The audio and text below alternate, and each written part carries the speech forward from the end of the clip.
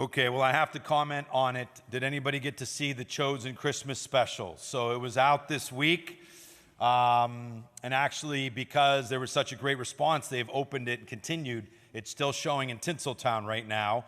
It was the highest in the box office on Wednesday and Thursday, the first 2 days that it was shown. So again, it's based off of that Chosen series they're doing on Jesus, and they've done 2 seasons so far. This is a Christmas kind of concert. An hour of it is Christian music done by some contemporary artists right in the set of The Chosen.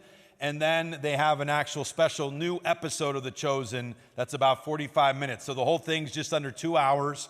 I highly recommend it if you get a chance to get up to Tinseltown to check it out. Great way to kind of put you into the spirit of Christmas. But as I've said repeatedly, one of the things I love about The Chosen is that it makes the gospel, it makes the life of Jesus Christ real.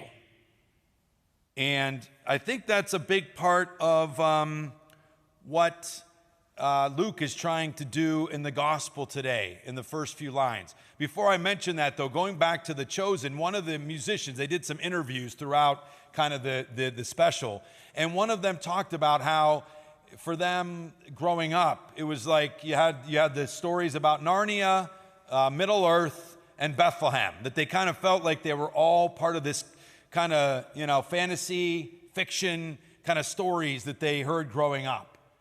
And the reality is Narnia, of course, C.S. Lewis, Chronicles of Narnia, J.R. Tolkien, and his great Lord of the Rings is the Middle Earth, but those are fiction. But Bethlehem isn't, and so how do we continue to reinforce that the realness, the truth of the incredible mysteries and the stories that we celebrate every year at this time? So St. Luke puts it in the setting. He names the actual, historical people involved or that were in leadership, so to speak, from the emperor down to the high priest. He gives their names that can be verified. So he's trying to reinforce this is a real story happening in real time in the midst of real history. And I wanted to make a few more interesting points that I think reinforces that about the Bible and specifically the New Testament. These were things when I learned, I just kind of found to be fascinating as a reinforcement of that realness of the New Testament.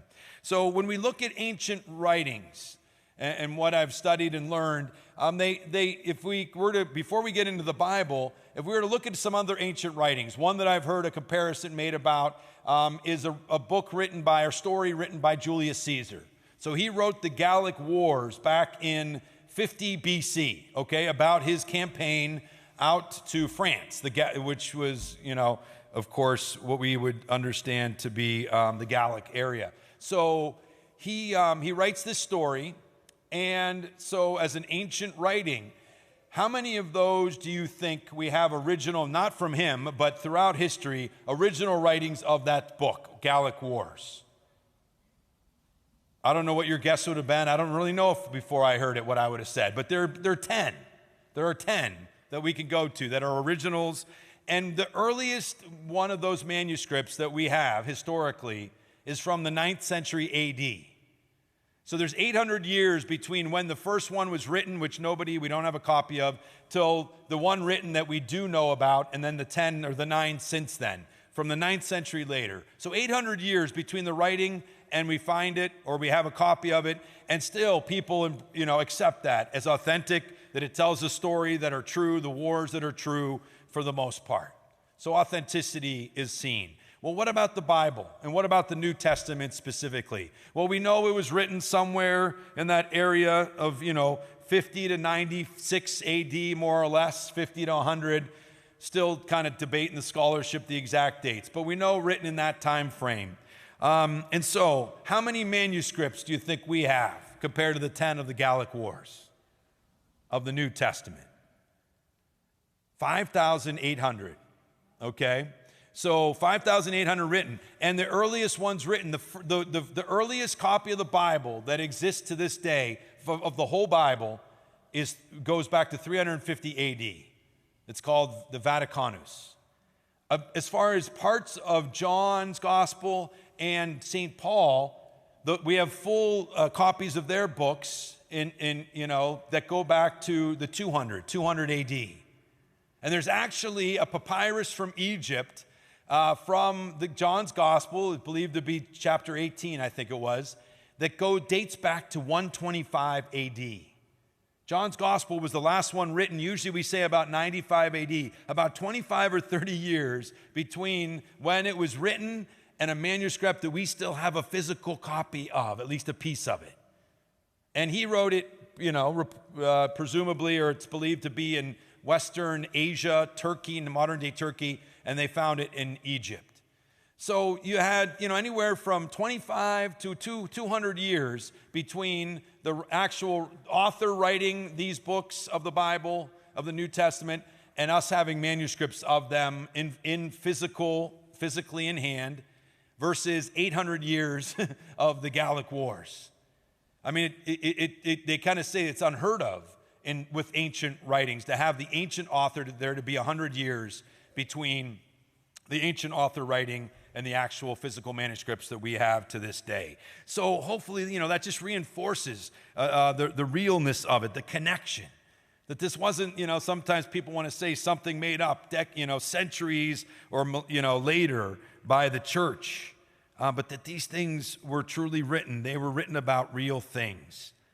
And, the other point that I've heard made, Josephus was a Jew that lived in the first century A.D. He actually fought in the war of the Jewish people versus Rome, the revolution of 70 A.D. He was a traitor, so actually became Roman or pagan, and he eventually was adopted by the emperor. So he's brought to Italy, and he writes the history of the Jewish people, at least a more modern history in that time, and then a history of that war.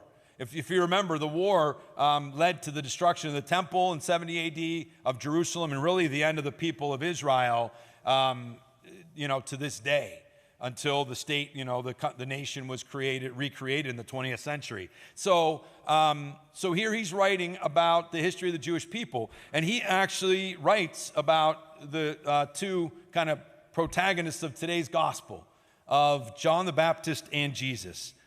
And this is what he wrote about John the Baptist. Some Jews believe that the army of Herod was destroyed by God, who quite rightly avenged the fate of John, surnamed the Baptist. For Herod had John killed, although he had been a good man. He had asked the Jews to lead a virtuous life and to come together for baptism, while practicing righteousness towards each other and piety towards God. So here we have a secular kind of author attesting to John the Baptist and his message. And quite remarkable, written in that first century A.D. He would write later about Jesus, who he would say some called the Messiah.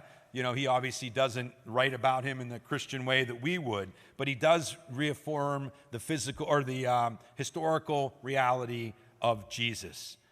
But I love that last phrase he says about John the Baptist, practicing righteousness towards each other and piety towards God. So the goal we have during Advent is to make that mission of John the Baptist and ultimately Jesus to be real through us, to commit ourselves to making those words of Josephus, practicing righteousness towards each other and piety towards God, real. We want to make those words of St. Luke and St. John the Baptist and Isaiah real. As we hear, prepare the way of the Lord, make straight his paths. And the key line, and all flesh shall see the salvation of God. That's the promise of God through Isaiah, 7th century BC. And we amazingly have been blessed to see that prophecy fulfilled. We have seen that salvation, and it is truly real.